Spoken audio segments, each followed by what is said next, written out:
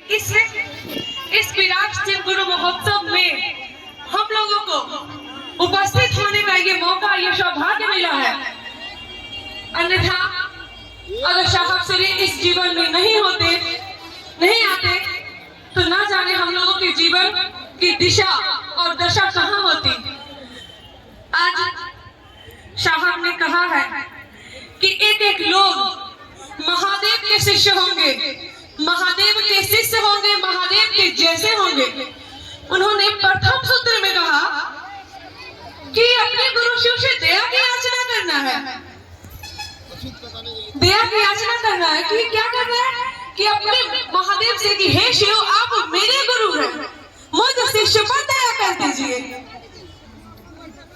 दया मांगने के लिए कहे साहब ने कहे थे ना कि जानते हैं महादेव के जो शिष्य होते हैं, साहब बोले इसको समझने के लिए थोड़े ऊपर जाने की जरूरत है। थोड़े ऊपर जब जाइएगा ना तो आपको समझ में आ जाएंगे कि महादेव के शिष्य कैसे होते हैं। क्योंकि महादेव के पास कुछ भी नहीं होता है। देखने से, उनके तस्वीरों को देखते होंगे कि उनको देखने से लगता है कुछ भी नहीं है। लेकिन साहब ने कहा कि जानते हैं जब आपके घरों में बेटी की शादी होती है ना तो उनको आशीर्वाद के रूप में दिया जाता है कि ये जोड़ी शिव और पार्वती की जोड़ी बनी रहे। ये नहीं बोलते हैं राम और सीता की जोड़ी बनी रहे। उनके पास धन धान हर चीज की व्यवस्था है, लेकिन मेरे साहब श्री ने कहा उनके पास अव्यवस्था में भी व्यवस्था है, न्यूनतम व्यवस्था में भी वो शिव हम लोगों के गुरु है। साहब ने कहा, उदाहरण दिया कि अरे वहाँ महादेव के पास प्रेम है, और प्रेम के साथ उन्होंने बहुत सारी परिभाषा दी है, बहुत सारे। लेकिन सबसे पहले इस जगह को जाने के लिए ना दीदी, सबसे पहले अपने साहब को समझना पड़ेगा कि मेरे साहब है कौन। अभी भैया बोल के गए ना कि मेरे साहब किनको कहते हैं। साहब नहीं समझाए थे कि साहब शिव को कहते हैं, ईश्वर को कहते हैं, परमात्मा को कहते हैं। साहब नहीं कहा था। और जानते हैं साहब, एक बार की बात है कि होली का दिन था,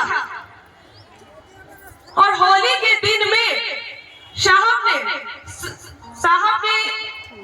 के क्या बोला जाता है ना, समझन, वो आए हुए थे। उन्होंने कहा कि जा रहे हैं साहब को रंग लगा दिया जाएगा। और जब रंग लगाने के लिए बात की गई तो कहे कि ठीक है जा रहे हैं। और जानते हैं साहब बैठे थे सफेद धोती, मतलब क्या बोलते हैं, जो लुंगी पहनते वो पहने हुए थे साहब श्री। और उनके समधन में गए और जाकर उनको क्या किए कि रंग डाले तो वो सफेद का ही सफेद ही रहा। साहब ने कहा कि हमको रंग डालने के लिए चली थी। यहाँ साहब श्री ने उनके रंग लोगों पे चढ़ गया, वो दुनिया के रंग में है, लोगों को रंग रहे हैं, लोग उनको ही रंगने चला था, कैसे रंगा जाएगा। तो उनकी समधन ने दूर से ही आज तक फिक्स करती है कि मुझे हिम्मत नहीं होती है उनके सामने जाने की। देखिए मेरे साहब श्री कौन है। और साहब ने कहा कि लोगों को दिल को शिव को स्थापित करना है, खुद को स्थापित नहीं करना है। उन्होंने एक और बात बताई थी कि एक आदमी थे, उन्होंने क्या किया था कि रामायण 4 बार पढ़ लिए थे, समझे। और जब 4 बार रामायण जब पढ़ा गया तो उनको नहीं समझ में आया। हुआ क्या कि किसी ने उन्हें बता दिया कि महादेव को अपना गुरु बना लीजिए।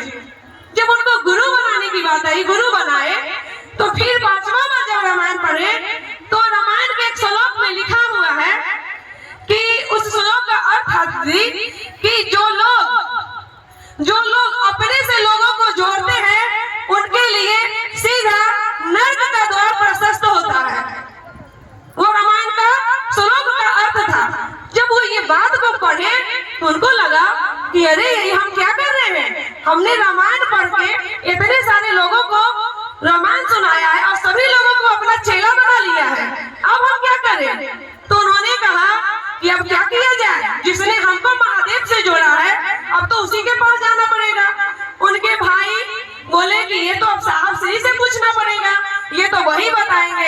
साहब से पूछा गया, साहब ने उपाय बताया कि आपके पास मोटरसाइकिल है?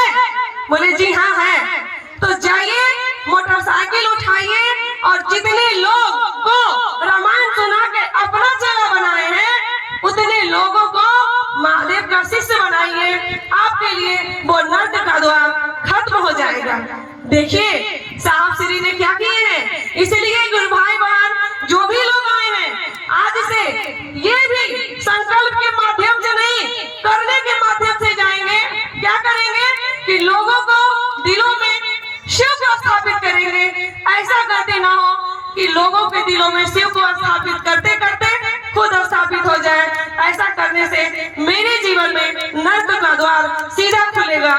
ऐसा गलती ना करें। आज अपने साहब श्री से, दीदी माँ से, अपने गुरु शिव से ये दया की याचना करेंगे कि ए महादेव दया कीजिए कि सचमुच में साहब लिखे हैं कि यथार्थ में महादेव के शिव के शिष्य हो जाए। इसी बानी इसी संकल्प के साथ अपने गुरु शिव साहब श्री दीदी नीलामानंद के चरणों में प्रणाम करती हूँ। मेरा प्रणाम स्वीकार करें।